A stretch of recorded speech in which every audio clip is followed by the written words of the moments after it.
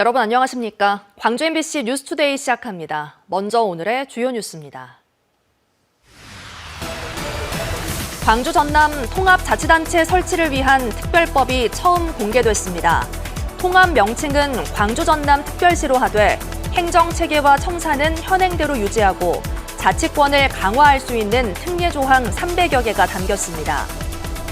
광주 도서관 붕괴 사고 원인을 수사 중인 경찰이 광주시에 대한 강제 수사에 나섰습니다. 공무원과 공사 관계자 등 22명을 입건한 경찰은 발주처인 광주시의 업무상 과실치사 혐의를 입증하는 데 주력하고 있습니다. 정부가 의대 없는 지역에 의과대학을 신설한다는 방침을 처음으로 공식화하면서 국립전남의대 설립에도 속도가 붙을 것으로 기대됩니다. 마을의 기초행정을 책임지며 급여도 받는 이장을 제비뽑기로 선출하는가 하면 당선자를 행정기관이 거부하는 사태도 심심찮게 발생하고 있습니다.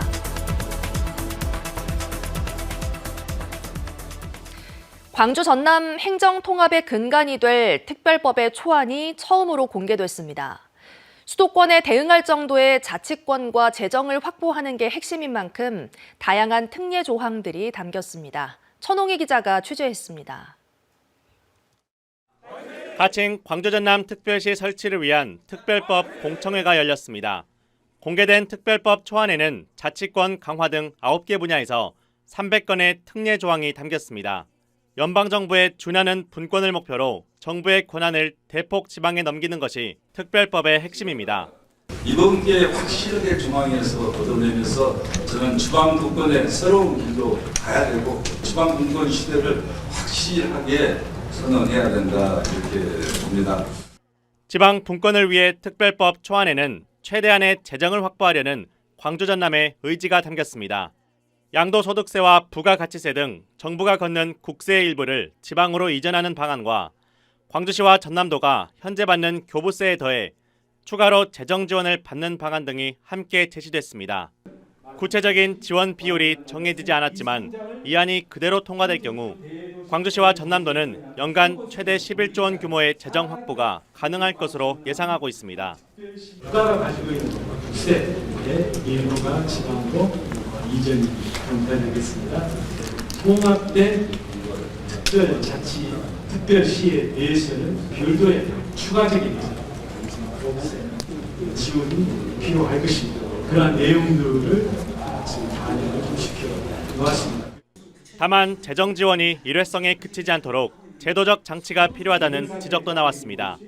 지방교부세의 1% 또는 지방교육교부금의 몇 %로 제도화를 만들 때 지속 가능한 재정 확보가 될 거라는 생각입니다. 그동안 우려됐던 통합에 따른 불이익을 막기 위해 지역민이 기존에 누리던 혜택이 사라지거나 새로운 부담이 생기지 않도록 하는 불이익 배제 원칙도 법안에 담겼습니다. 또 광주시와 전남도 공무원들은 기존 관할 지역에서 근무하는 것을 원칙으로 하는 조항도 마련됐습니다. 논란이 되고 있는 시도의회 의원 정수 문제는 초안에 포함되지 않았습니다. 한편 광주시와 전남도는 다음 주부터 각각 광주 동구와 영암 순천을 시작으로 주민 설명회에 돌입합니다. 의견 수렴을 거쳐 법안을 보완한 뒤 1월 말 발의와 2월 국회 통과를 목표로 하고 있습니다. 특별법 초안에 담긴 자치권 강화와 재정 확보 특례 방안들이 국회 논의 과정에서 어느 수준까지 반영될지가 앞으로 쟁점이 될 것으로 보입니다. MBC 뉴스 천홍희입니다. 전국에 먼지가 가득한 가운데 우리 지역 역시도 미세먼지로 뒤덮여 있습니다. 현재 광주와 전남에서 미세먼지와 초미세먼지 농도 모두 나쁨 수준을 보이고 있고요. 당분간 대기가 정체되면서 미세먼지가 가득할 것으로 예상됩니다. 먼지는 내일 밤이 되어서야 해소되겠습니다. 그 전까지는 마스크 착용 잘 하시고요. 호흡기 보호에 신경 쓰셔야겠습니다. 먼지에 안개까지 뒤엉켜서 시야가 매우 답답한 상황입니다. 현재 나주와 해남 곡성 등 전남 많은 지역에서 가시거리가 100m에도 미치지 못하고 있습니다. 차간 간격 넉넉히 두시고요. 안전운전 하셔야겠습니다.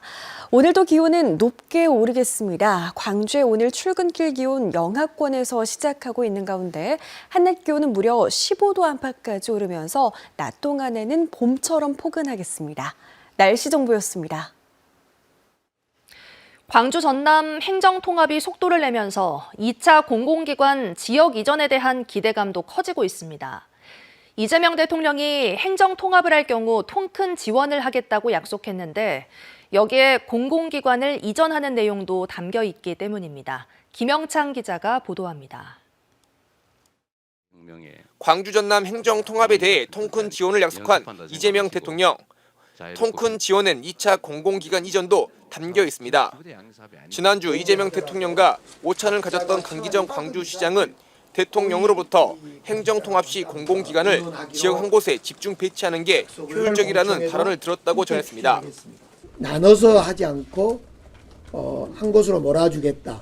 통합이 되면 그런 가능성이 더욱 높아지지 않겠냐. 행정통합이 된다면 광주 전남의 공공기관 이전을 우선적으로 하겠다는 겁니다. 광주와 전남이 요구하고 있는 공공기관은 30여 개. 광주는 한전인재개발원과 한국에너지기술평가원 등 AI 관련 기관에 공을 들이고 있고 전남도는 농협중앙회와 수협중앙회, 한국어천어항공단 등 농업인 지원에 특화된 기관 유치에 주력하고 있습니다. 지역 정치권을 중심으로는 대통령의 지원 의지를 동력 삼아 유치 고삐를 바짝 조이고 있습니다. 농협중앙회나 수협중앙회가 굳이 서울에 있을 필요가 뭐 있냐. 전남은 농도이자 또 수산업 1번지인데 이런 기관들 지역으로 내려보는 것도 검토해 주시면 좋겠다. 현재 광주 전남 혁신도시에 있는 공공기관은 16개. 행정통합이 현실화할 경우 광주 전남의 공공기관 유치 경쟁에서 상대적으로 유리한 위치를 차지할 것이라는 기대감도 커지고 있습니다. MBC 뉴스 김영창입니다. 광주 경영자 총협회가 광주와 전남이 통합할 경우 지역 내 총생산 150조 원 규모의 슈퍼 광역 경제권이 형성돼 비수도권 최대 수준의 협상력을 갖게 될 것이라고 전망했습니다. 통합 지자체는 광주의 AI와 모빌리티, 전남의 에너지와 우주항공 산업을 결합한 초광역 클러스터를 조성함으로써 대기업 생산라인 유치와 양질의 일자리 창출에서 강력한 시너지를 낼 것이라고도 전망했습니다.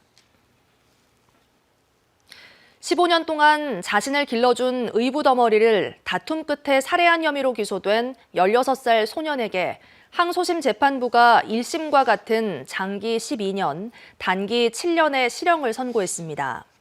광주고법 김진환 부장판사는 원심의 형이 합리적인 범위를 벗어나지 않았고 특히 피해자의 유족들로부터 여전히 용서받지 못한 점 등을 고려했다며 양형 이유를 밝혔습니다. 이 소년은 지난해 1월 진도에서 의붓어머니가 친아들과 비교하며 폭언과 폭행을 했다는 이유로 격분해 범행을 저질렀고 재판에 넘겨졌습니다.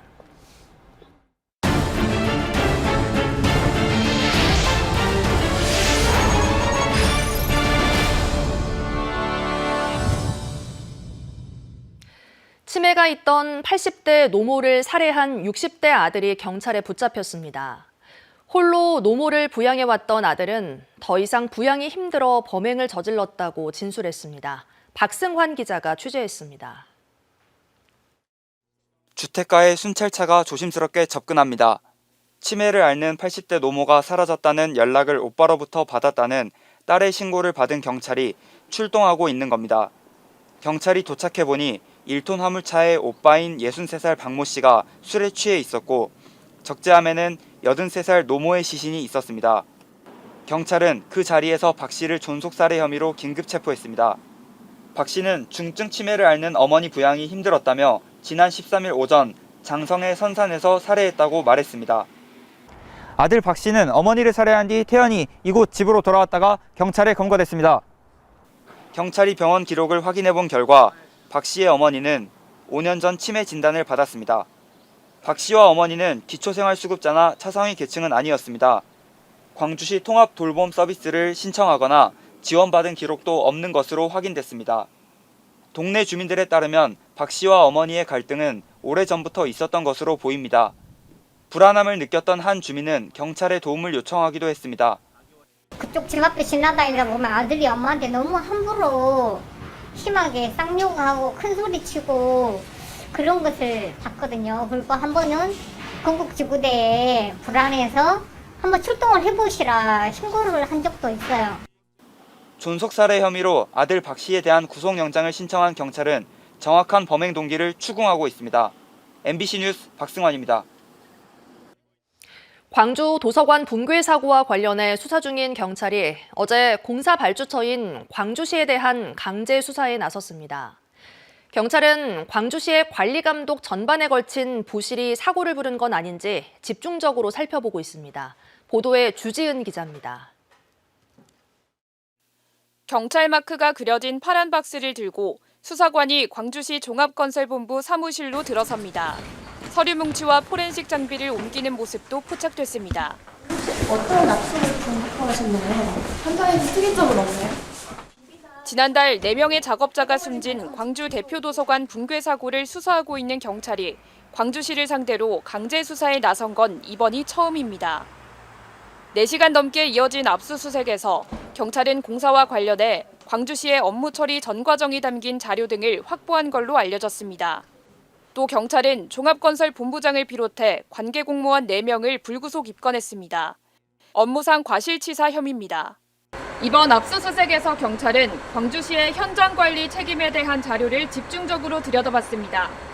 발주처인 광주시가 붕괴 사고의 직접적인 원인뿐 아니라 업무 처리 과정의 구조적 문제, 또 고의나 과실로 인한 불법 행위가 있었던 것은 아닌지까지 살펴보고 있습니다. 경찰은 다만 구체적인 범죄 혐의를 포착한 것은 아니라고 말했습니다. 내부 전산망이라든지 이런 걸 통해 가지고 그 혐의를 확정할 수 있게 책임 소재를 규명하기 위한 절차라고 보시면 됩니다. 그간 경찰은 5차례에 걸쳐 시공업체 등에 대한 압수수색을 실시했습니다. 또 공사 관계자 등 22명을 업무상 과실치사로 입건했고 24명에 대해서는 출국 금지 조치하는 등 수사에 속도를 내왔습니다. 관련자들의 추가 혐의 적용 여부 등은 경찰이 압수품 분석을 마치는 대로 결정될 것으로 보입니다. MBC 뉴스 주지은입니다. 정부가 의과대학 없는 지역에 의대 신설을 고려하겠다는 방침을 공식적으로 내놨습니다. 국립순천대학교와 목포대는 전남 통합국립의대 설립을 추진 중인데 순천대 학생을 대상으로 한 통합 찬반 재투표 결과에 관심이 쏠립니다. 보도에 유민호 기자입니다. 의대 없는 지역의 의대 신설에 따른 인력 양성 규모와 배출 시점을 고려하겠다. 의대 정원 확대 열쇠를 진 보건복지부 보건의료정책심의위원회가 지난 13일 3차 회의에서 논의한 내용입니다. 전국에서 의대가 없는 유일한 광역단체 전남. 이번 보정심에서 정부의 전남의대 신설 방침이 공식 확인된 셈이지만 문제는 구체적인 개교 시기가 특정되지 않았다는 데 있습니다. 대학과 지역사회가 목표로 내세운 오는 2027년 개교에 맞추려면 추가 동력이 필요해 보이는 배경입니다. 보정심의에서 설 이전까지 확정이 되면 지금까지 저희가 공동설립준비위원회에서 논의해왔던 예산, 시설, 그다음에 인력 이런 것 확보 방안에 대해서 검토를 해서요. 27년 개교를 목표로 전남국립의대 설립이 현실로 다가온 가운데 관건은 오늘 열릴 국립순천대학생 대상 찬반 재투표입니다. 투표는 오늘 오전 9시부터 오후 6시까지 학생 6,300여 명을 대상으로 전자투표로 진행됩니다. 지난해 말 투표 참여 학생 60%가 대학 통합에 반대했는데 재투표에서 어떤 결과가 나올지 장담할 수 없는 상황입니다. 학생 반대가 다시 우세하다면 대학 통합은 동력을 잃고 사실상 무산될 가능성이 큽니다. 학교에 일정한 심의 단계가 있거든요. 학무회의가 있고요. 교수 평의회가 있고 대학 평의회 과정을 거쳐서 그쪽에 나오는 결과를 겸허히 받아들이겠다는 의미입니다. 그러니까 추진 동력은 상실이 된다는 부분이겠죠. 대학은 어떤 결과가 나오더라도 구성원 의사를 존중하겠다는 방침인데 만약 통합이 무산될 경우 양대학 공모 방식을 거쳐 의대 정원을 한쪽에 배정하는 예전 방식으로 돌아갈 가능성이 거론되지만 순탄치 않은 진행이 불가피합니다. 찬성으로 결과가 나온다면 대학은 이번 달 안에 교육부와 통합 절차를 마무리하겠다는 계획입니다. 전남 국립의대 신설 청신호가 켜진 가운데 이제 학생들의 두 번째 선택에 관심이 쏠리고 있습니다. MBC 뉴스 유민호입니다. 무안국제공항 관제사 인력이 국제 기준의 절반에도 못 미치면서 장시간 근무가 반복되고 있었던 것으로 드러났습니다. 더불어민주당 정준호 의원이 공개한 자료에 따르면 무안공항 관제사의 적정 인원은 17명이지만 실제 근무 인원은 6명으로 이들은 최근 4년간 월 300시간이 넘는 근무를 빈번하게 해온 것으로 집계됐습니다. 정 의원은 항공 안전을 위해 관제사 근무 시간 제한을 법으로 강화하고 국제 기준에 맞는 인력 확충이 시급하다고 강조했습니다.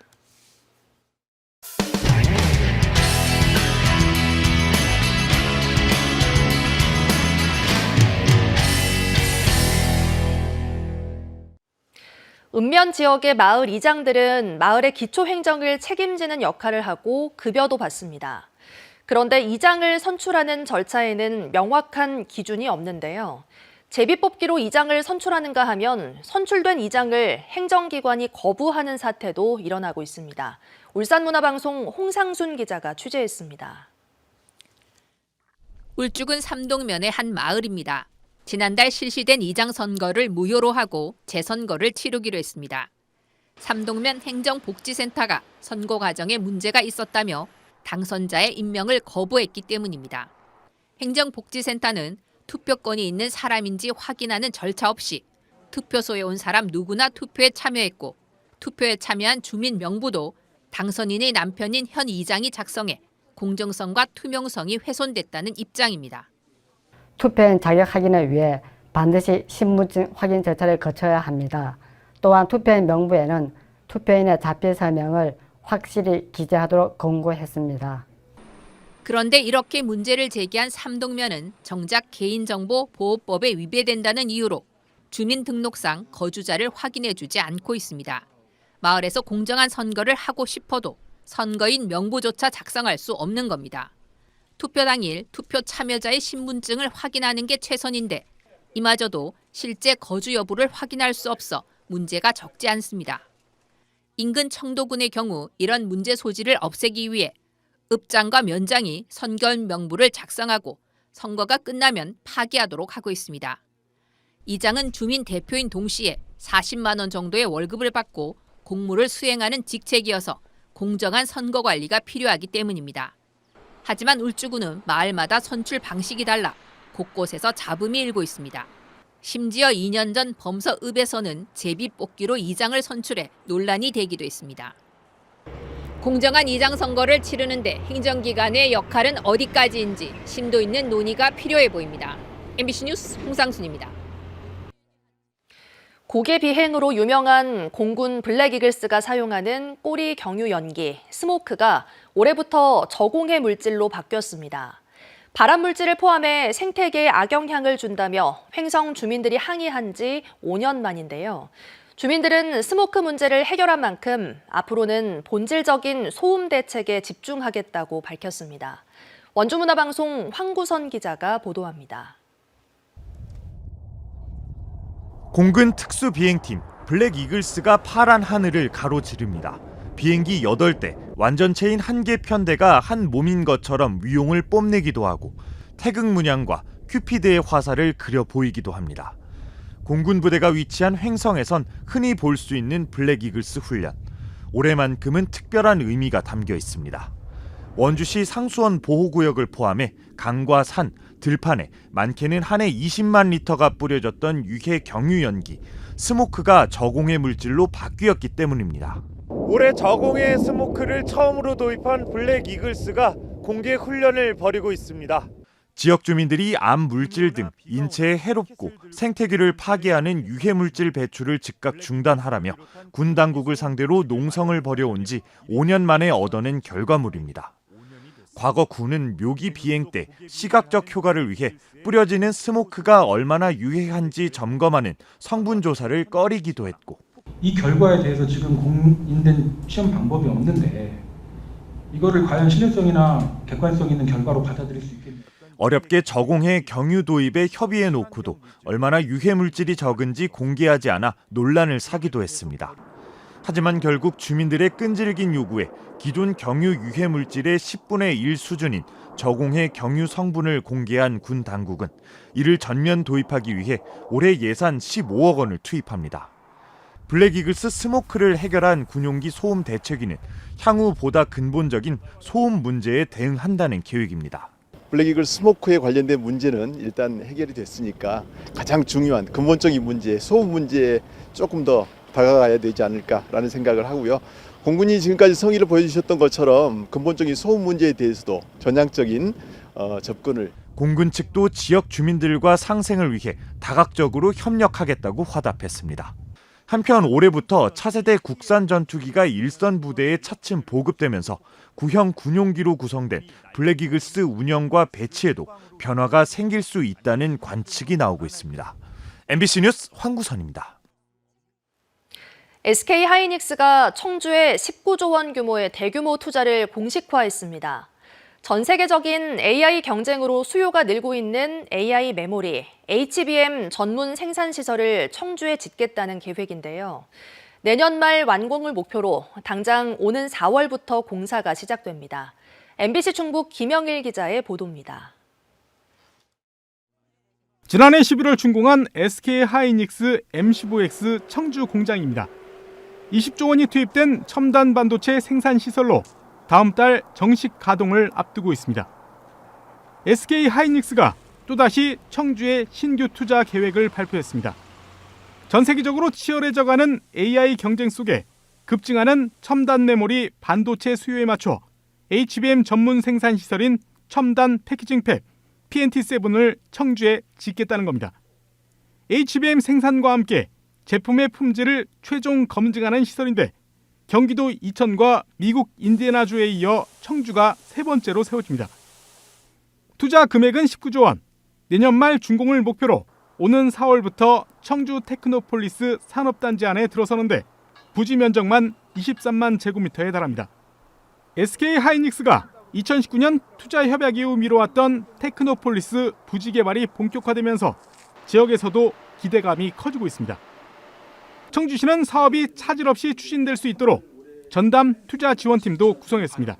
일자리라든가 세수 증가라든가 인구 유발 효과가 대단히 크다고 그렇게 생각하고 있습니다. 그래서 청주시에서는 TF팀을 구성해서 행재정적으로다가 적극 지원할 계획이 있습니다.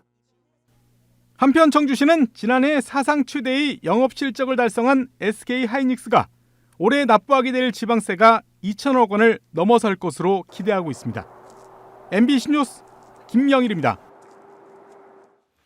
조승환 더불어민주당 정책위 부의장이 어제 광주시의회에서 기자회견을 열고 광주 서구청장 출마를 공식 선언했습니다. 서구청에서 33년을 근무한 조 부의장은 지금 서구에 필요한 건 현장의 위기를 실무적으로 해결할 수 있는 담대한 실행력과 섬세한 행정력이라며 당선되면 민생혁신 추진단을 구성해 서구민이 체감할 수 있는 실질적인 변화를 이끌어내겠다고 밝혔습니다. 지난해 11월 광주는 자동차와 전자부품 호조로 생산과 수출이 각각 8%, 56% 넘게 급증한 반면 전남은 철강과 화학 부진으로 생산, 투자, 소비가 일제히 하락한 것으로 나타났습니다. 한국은행 광주 전남 본부가 발표한 자료에 따르면 두 지역 모두 대형마트 판매가 두 자릿수 감소율을 기록하며 내수 소비가 꽁꽁 얼어붙었고 특히 광주의 마트 소비는 지속적인 하락세를 보이고 있습니다. 부동산 시장 역시 전체 미분양은 소폭 줄었지만 공사가 끝난 뒤에도 팔리지 않는 악성 미분양은 모두 늘어나면서 경기 회복에 걸림돌이 되고 있습니다. 전라남도와 나주시가 국책사업인 인공태양 연구시설 사업의 본격적인 추진을 위해 전담 조직을 신설하고 후속 절차에 착수했습니다. 인공태양 기반 조성 TF팀을 구성한 전라남도와 전담 조직을 신설한 나주시는 정부의 예비 타당성 조사 통과를 목표로 공동 대응에 나선다고 밝혔습니다. 또 연구시설 부지의 용도 변경을 위한 용역과 토지 보상 등을 순차적으로 진행할 계획입니다. 광주와 전남, 전북과 제주까지 관할하는 광주 회생법원이 오는 3월 개원을 앞두고 인적 구성에 속도를 내고 있습니다. 최근 정식 출범한 광주 회생법원 개원 준비단을 찾은 장용기 광주지방법원장은 총무과 인적 구성 점검 등 빈틈없는 개원 준비를 당부했습니다. 도산 전문 법원이 신설되면 광주지법 회생 파산부로 있을 때보다 법관 인력은 2배 가까이 늘어나고 회생위원과 파산위원도 증원돼 도산 사건 처리가 빨라질 전망입니다. 다음은 희망 2016 나눔 캠페인에 성금을 보내주신 분들입니다.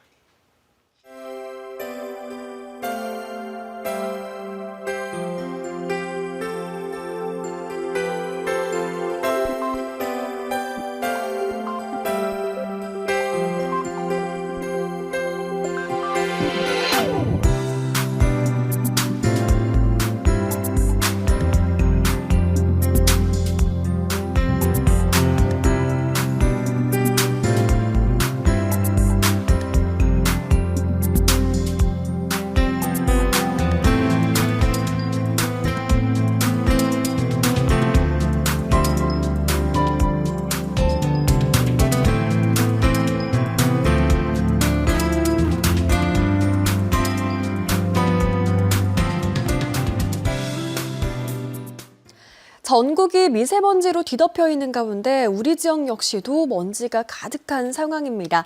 광주와 전남의 미세먼지와 초미세먼지 농도 모두 나쁨 수준을 보이고 있고요. 당분간 대기가 정체되면서 내일까지도 먼지가 가득할 것으로 보입니다.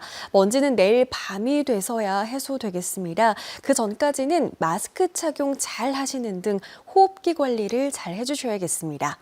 이 먼지의 안개까지 뒤엉키면서 시야가 더 답답합니다. 현재 가시거리 살펴보시면 나주와 해남 곡성 등 전남 많은 지역에서 가시거리가 100m에도 미치지 못하고 있습니다. 안전운전 하셔야겠습니다. 기온은 어제보다 높게 올라서 예년보다 포근한 날씨가 예상됩니다. 아침 출근길 기온은 대부분 지역에서 영하권에서 시작하는데요. 한낮 기온은 15도 안팎까지도 오르면서 낮 동안 정말 포근하게 느껴지겠습니다. 일교차가 매우 크게 벌어지겠습니다. 구례는 영하 4도 안팎의 추위가 이어지고 있지만 한낮 기온 16도까지 오르면서 기온차는 20도가량으로 크게 벌어지겠습니다. 바다의 물결은 전해상에서 최고 1m로 잔잔하게 일겠습니다. 이번 주말까지는 큰 추위 없겠지만 다음 주 들어서는 기온이 내림세로 돌아서겠고요. 심한 추위가 다시 찾아오겠습니다. 날씨였습니다. 언제 어디서나 내 손 안의 뉴스. 광주 MBC 뉴스 유튜브 구독으로 함께하세요.